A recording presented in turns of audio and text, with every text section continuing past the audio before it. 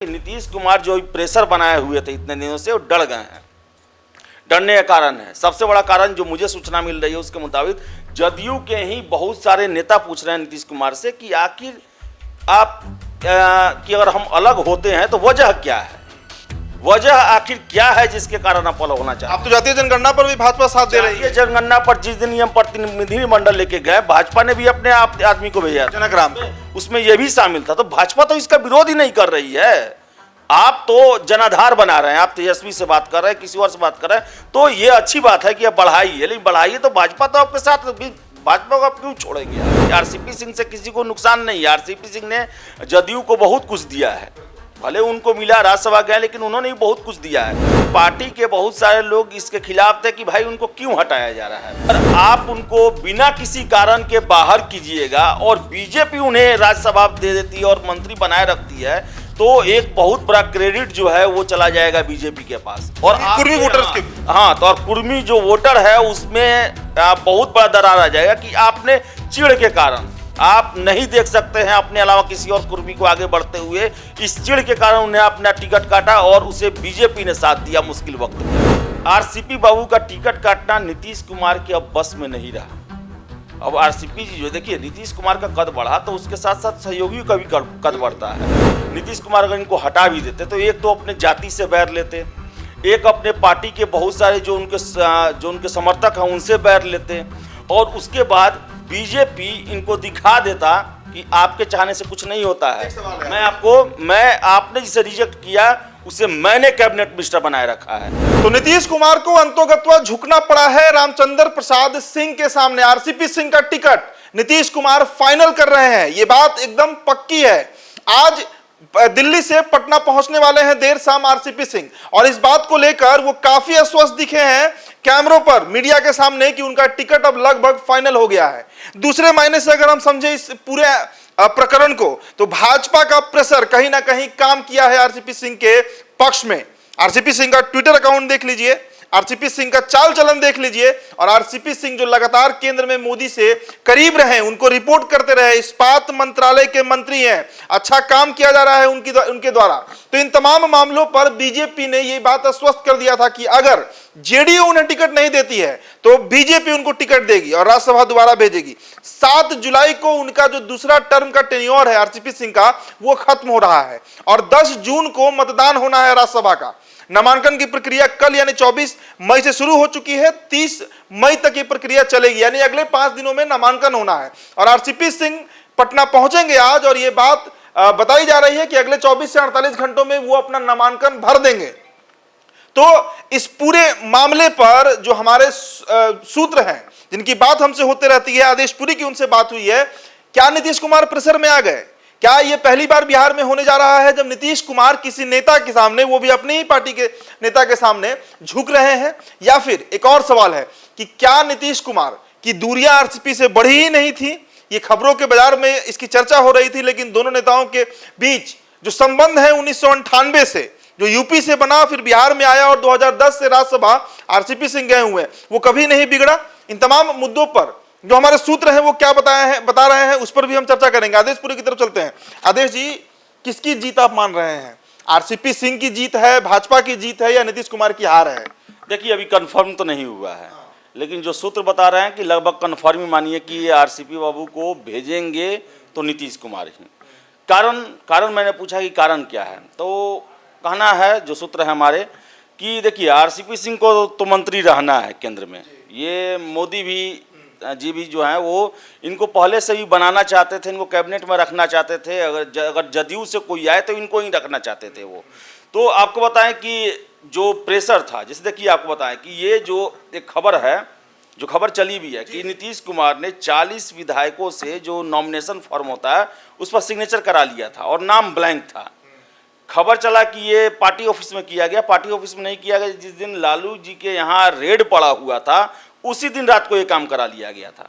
तो सिग्नेचर कराया गया था, लेकिन किस उम्मीदवार के लिए वो ब्लैंक रखा गया था। और जो मुझे सूचना मिली है उसके मुताबिक वहाँ पर रामचंद्र प्रसाद सिंह ही लिखा जाएगा, तीसरी बार आरसीपी सिंह जाएंगे। इसका कारण बताएं। कारण मैंने पूछा कि आखिर कारण क्या है कि नीतीश कुमार आरसीपी के खिलाफ हो गए, और नीतीश जैसा व्यक्ति सरेंडर करे, अपने जो उनके जो सहयोगी हैं नीचे के हैं, उनसे रैंक में तो बहुत नीचे हैं वो, उनसे वो समझौता करे। कारण क्या है? तो उनका कहना था कि देखिए, सबसे पहले बात बता दे तो पार्टी में ही मैक्सिमम विधायक और जो बड़े नेता हैं वो आरसीपी के खिलाफ नहीं थे। एक गुट, छोटा सा गुट था, 2-3-4 लोगों, 28 विधायकों की बात चल रही थी आदेश जी की, 28 विधायक। विधायक के अलावा बता दें, विधायक तो थे ही इनके भाई। आरसीपी सिंह से किसी को नुकसान नहीं है। आरसीपी सिंह ने जदयू को बहुत कुछ दिया है, भले उनको मिला राज्यसभा गए, लेकिन उन्होंने भी बहुत कुछ दिया है। तो उनका कहना था कि पार्टी के बहुत सारे लोग इसके खिलाफ थे कि भाई उनको क्यों हटाया जा रहा है, पहली बात। दूसरा बात था कि अगर आप नालंदा के रहने वाले हैं, स्वजातीय हैं, अगर आप उनको बिना किसी कारण के बाहर कीजिएगा और बीजेपी उन्हें राज्यसभा दे देती है और मंत्री बनाए रखती है, तो एक बहुत बड़ा क्रेडिट जो है वो चला जाएगा बीजेपी के पास। और कुर्मी वोटर्स के, हाँ, तो और कुर्मी जो वोटर है उसमें बहुत बड़ा दरार आ जाएगा कि आपने चिढ़ के कारण, आप नहीं देख सकते हैं अपने अलावा किसी और कुर्मी को आगे बढ़ते हुए, इस चिढ़ के कारण उन्हें अपना टिकट काटा और उसे बीजेपी ने साथ दिया मुश्किल वक्त में। तो ये बीजेपी को क्रेडिट जा सकता था। तो बीजेपी ऐसा कभी नहीं चाहेगी, नीतीश कुमार ऐसा कभी नहीं चाहेंगे कि ऐसा जो है उनके वोटर के बीच में ये फैले बात। दूसरा बात बता दें कि आपको हम जो आरसीपी सिंह जो हैं, सब कोई कहा कि दिल्ली गए। दिल्ली में आज उनका कैबिनेट का बैठक है। हर एक बुधवार को नरेंद्र मोदी कैबिनेट का बैठक लेते हैं और बैठक लेने के बाद वो आज आएंगे। और जो मुझे सूचना मिली है कि शाम तक स्थिति जो है काफ़ी स्पष्ट हो जाएगा। और आपको बताएं कि जो हमारे जो सूत्र हैं वो बताएं, वो शुरू से कह रहे हैं कि आरसीपी बाबू का टिकट काटना नीतीश कुमार के अब बस में नहीं रहा। अब आरसीपी जी जो, देखिए नीतीश कुमार का कद बढ़ा तो उसके साथ साथ सहयोगियों का भी कद बढ़ता है। आखिर अकेले एक नेता के चलते ही पार्टी नहीं बड़ा होती है, बल्कि उसमें जो टीम काम करता है, तो उस टीम में सबसे आगे थे आरसीपी सिंह थे। बीच में आए थे प्रशांत किशोर, लेकिन प्रशांत किशोर को ड्रॉप कर दिया गया आरसीपी सिंह के कारण। समझिए कितना पावरफुल वो नेता है। इस कारण नीतीश कुमार को उनको हटाना जो है बड़ा, अब आप ही सोचिए ना, नीतीश कुमार अगर इनको हटा भी देते तो एक तो अपने जाति से बैर लेते, एक अपने पार्टी के बहुत सारे जो उनके समर्थक हैं उनसे बैर लेते, और उसके बाद बीजेपी इनको दिखा देता कि आपके चाहने से कुछ नहीं होता है। आपने जिसे रिजेक्ट किया उसे मैंने कैबिनेट मिनिस्टर बनाए रखा है, तो कैसे नजर मिला पाता? सवाल है आदेश जी, अब यहाँ पर हम ललन सिंह पर बात करते हैं, लेकिन ललन सिंह पर चर्चा हम आगे करेंगे। सवाल है और आप समझिएगा इस सवाल को, उपेंद्र कुशवाहा जो लवकुश समीकरण में कुश का नेतृत्व करते हैं, उनके सामने सम्राट चौधरी को खड़ा किया भाजपा ने। सम्राट चौधरी को ना सिर्फ खड़ा किया गया बल्कि उन्हें मंत्री बना दिया गया पंचायती विभाग का। अब उस स्थिति में जो समारोह हुआ था सम्राट अशोक का पटना के बापू सभागार में, मैं भी था वहां पर मौजूद, हमने देखा कि सम्राट चौधरी के साथ साथ कई बड़े जो कोयरी नेता होते हैं, जो कुशवाहा समाज के नेता हैं, वो वहां पर जुटे हुए थे। उसके बाद तो कहीं ना कहीं इससे मैसेज देना चाहा भाजपा कि कुशवाहा वोटर सिर्फ नीतीश कुमार के साथ नहीं, हमारे साथ भी हैं। अगर आरसीपी सिंह के साथ बैर लिया जाता तो कहीं ना कहीं जो लव और कुश की बात करते हैं, कुश में तो सेंध भाजपा लगा चुकी है, जो लव है यानी जो कुर्मी लोग हैं उनके बीच भी सेंध लगाने में भाजपा सफल हो जाती। इस बात का पूर्वाभास नीतीश कुमार को हो गया है, 100% सफल हो जाती, क्योंकि आरसीपी को एक बहुत बड़ा वर्ग जो है ये मान के चलता है कि नीतीश के उत्तराधिकारी है। तो एक जो समर्थन होता है ना, एक जो लगाव होता है, जो भावनात्मक लगाव होता है, वो आरसीपी के साथ लगना शुरू हो गया था। और सबसे बड़ा बात मैं पूछता हूँ, आरसीपी सिंह ने गलती क्या किया अगर उनका टिकट आप काटना चाहते हैं? अब भाई उन्होंने पूछा गया कि उनसे, आज ही पूछा गया ट्विटर पर, आपने मोदी क्या करेगी, तो बहुत पहले से मैंने लगा रखा है, जनवरी से लगा रखा है, इसमें क्या ये है? फिर पूछा गया कि अब भाजपा से नजदीकी हो रहा है। जब मैं इनके साथ जब मिला पहली बार तो भी भाजपा की ही सरकार में थे, और हाँ वाजपेयी जी थे, और अभी भी भाजपा के सरकार में है। तो इसमें हमने इतना साल काम किया तो नजदीकी तो स्वाभाविक है। और दूसरा बात है कि भाई आरसीपी सिंह जो है वो सेंट्रल गवर्नमेंट में है, उनका ज्यादा वास्ता जो है नरेंद्र मोदी और भाजपा की टीम से है। ऐसा नहीं है। ये देखिए, ये लोग सोचते थे क्या कि अगर इस सेंट्रल मिनिस्टर बन भी गए तो रोज दिन नीतीश के साथ बैठे रहे यहाँ पर, ये संभव नहीं है, संभव नहीं है। ये वो पूरे देश का जिम्मेवारी उनके पास है, पूरे देश का वो जो इस्पात मंत्रालय है वो देख रहे हैं वो। तो ऐसे, और दूसरी बात यह है कि कभी भी आरसीपी ने कभी भी मुख्यमंत्री के खिलाफ आज तक कोई भी एक्शन नहीं है। इवन कि जब वो बन के आए तो उन्होंने पार्टी ऑफिस में, कर्पूरी सभागार में बोला कि क्या मैंने आज तक नीतीश से पूछे बिना कोई काम किया है? कभी नहीं किया है। और नीतीश कुमार के सामने उन्होंने ऐसी बातें कही। और इस पर से ये अफवाह उड़ाया गया, एक जो दूसरा गैंग था जदयू का जो उनसे चिढ़ता है कि इन्हें पार्टी ने अधिकृत किया था बात करने के लिए कि 2 कम से कम सीट चाहिए, खुद अपना जो है सीट लेके चले आए। एक और बात जिन्होंने मीडिया से बातचीत में कहा है कि आप खुद बताइए कि क्या बिना नीतीश कुमार के अप्रूवल के मैं मंत्री बन जाता केंद्र में। मेरी उनसे लगातार इस पर बात हुई है और नीतीश कुमार ने ही हामी भरा कि हाँ आप मंत्री बनिएगा, तभी मैंने शपथ लिया मंत्री का। अगर अपने मन से बनना होता तो कई जदयू के सांसद हैं लोकसभा में बैठे हुए, सभी मंत्री बन जाते। ललन बाबू तो भाई उसी के लिए पहुंचे ही थे दिल्ली, लेकिन वो भी बन गए होते। लेकिन नीतीश कुमार ने मेरे ही नाम पर हामी क्यों भरा? क्योंकि मैं उनका सबसे विश्वस्त आदमी था। ये बात उन्होंने कहा है। बात सही है, सबसे विश्वस्त आदमी है। और नीतीश कुमार को ये लग गया कि कुछ में तो सेंध लग चुका है और कुछ पर तो दवा नहीं ठोकते हैं, क्योंकि उपेंद्र कुशवाहा का आप देख सकते हैं कि 2000 काट क्या 2019 में वो एक भी सीट नहीं जीत पाए। विक्रमगंज का अपना जो उनका जो इतना मजबूत सीट है वो हार गए। वो तो कुछ तो समीकरण तो उनके साथ है नहीं। पहला बात, लॉ तो है नीतीश कुमार के साथ और आरसीपी उत्तराधिकारी थे। अभिमान के यही चलता है, जो कुर्मी समाज जो है वो यही मान के चलता है कि आरसीपी उत्तराधिकारी थे। और आरसीपी का प्रोफाइल आप देखिए ना, IRS IAS अफसर, उसके बाद है कि राज्यसभा का ये केंद्रीय मंत्री अभी बने हुए हैं अभी। तो भाई कोई भी अपने उभरते हुए नेता में अपना भविष्य देखता है ना, किसी और को आप ला के कर दीजिएगा उसमें नहीं देखता है। और दूसरा बात बताएं कि नीतीश कुमार जो प्रेशर बनाए हुए थे इतने दिनों से, वो डर गए हैं।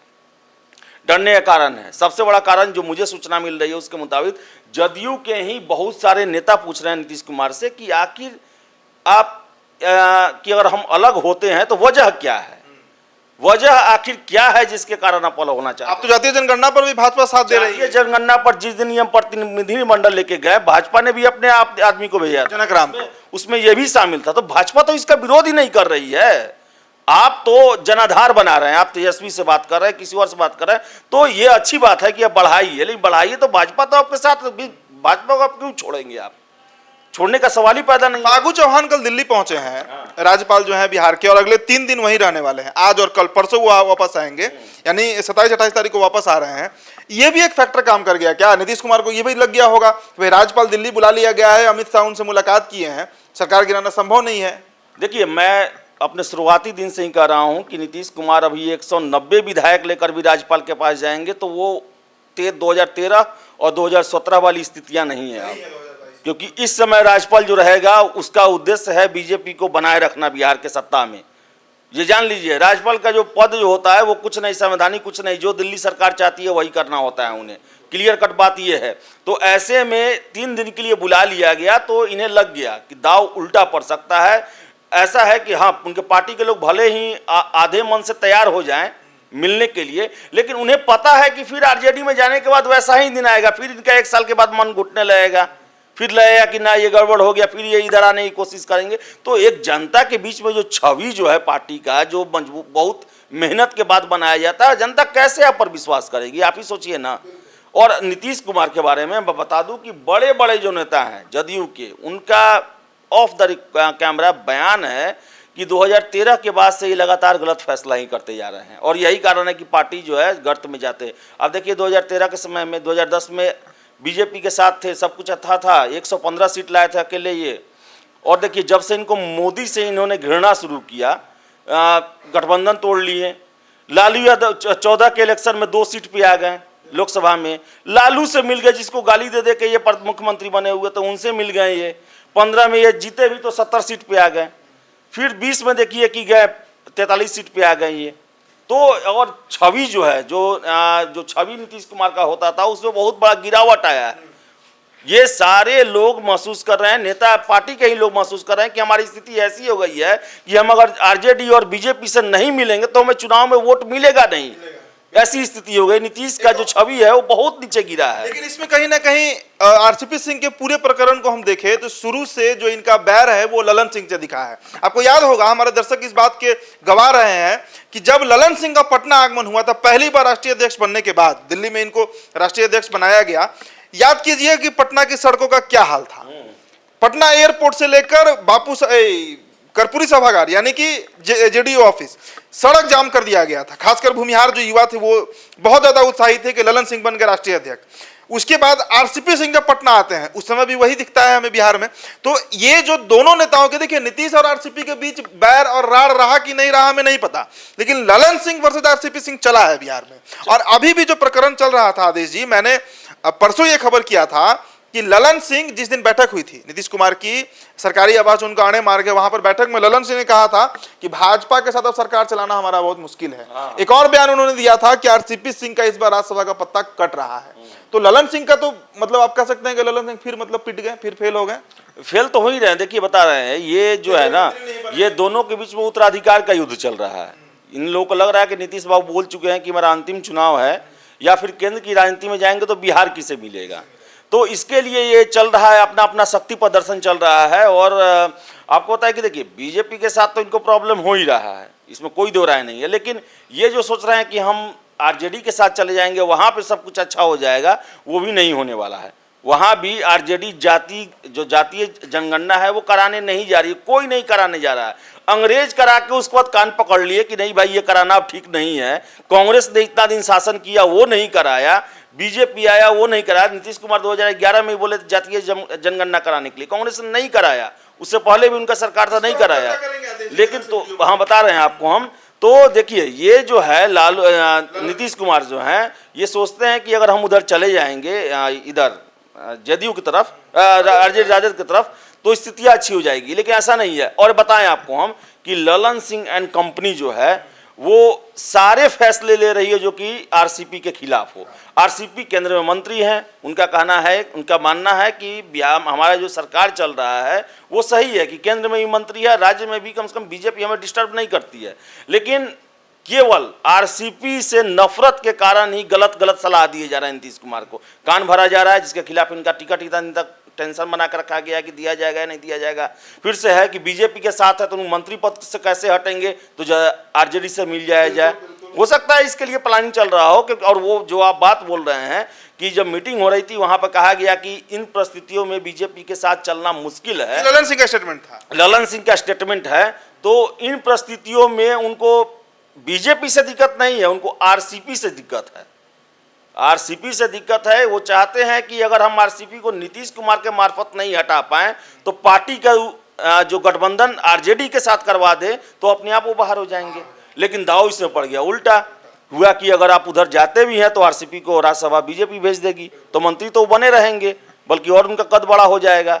कुर्मी समाज के भी नेता बन सकते हैं कल को, वो बीजेपी के सहयोगी बन सकते हैं वो। तो पूरा दाव उल्टे होते हुए देख, जो सूचनाएं मिल रही हैं, जो हमें खबरें मिली है कि नीतीश कुमार इस बार सॉरी बोल के वापस हो जाएंगे। राजगीर वाले बाबा उनको बोल दिए कि बेटा इस बार आपका नहीं चलने वाला है, अभी से कम वापस हो जाओ। राजगीर आकर जो हमेशा आप जो चिंतन करते हो, इस बार का चिंतन आपके लिए खतरनाक बन जाएगा। चलिए, तो राजगीर जरूर गए नीतीश कुमार, लेकिन इस बार राजगीर में शायद उनकी बात नहीं बने। जिस बाबा की हम लोग चर्चा करते हैं वो एक काल्पनिक ही बात है, लेकिन हम चर्चा इसलिए करते हैं क्योंकि बिहार में जब भी कोई बड़ा कदम लेना होता है हमारे मुख्यमंत्री नीतीश कुमार को, तो वो राजगीर या नालंदा की तरफ प्रस्थान कर जाते हैं। इस बार फिर प्रस्थान किए थे, लेकिन इस बार बात शायद बना नहीं। आरसीपी सिंह आज पटना पहुंच रहे हैं और आरसीपी सिंह ने यह दावा कर दिया है लगभग कि इस बार वो फिर से राज्यसभा जा रहे हैं, लेकिन पार्टी का नाम उन्होंने नहीं लिया है। हमारे सूत्र ने इस बात को कंफर्म किया है कि वो जाएंगे तो जेडीयू के टिकट से ही जाएंगे और नीतीश कुमार का फिर से उन्हें आशीर्वाद प्राप्त होगा, स्नेह प्राप्त होगा, जिसके बदौलत आरसीपी सिंह दिल्ली पहुंचेंगे। फिर से राज्यसभा 7 जुलाई को उनका जो टेन्योर है वो खत्म हो रहा है और 10 जुलाई को फिर वो रिन्यू होने वाला है, यानी लाइसेंस जो है वो कैंसिल नहीं होगा, मंत्री बने रहेंगे। लेकिन इस पूरे प्रकरण में अगर किसी एक नेता की हार दिख रही है तो वो नेता है जेडीयू के राष्ट्रीय अध्यक्ष ललन सिंह।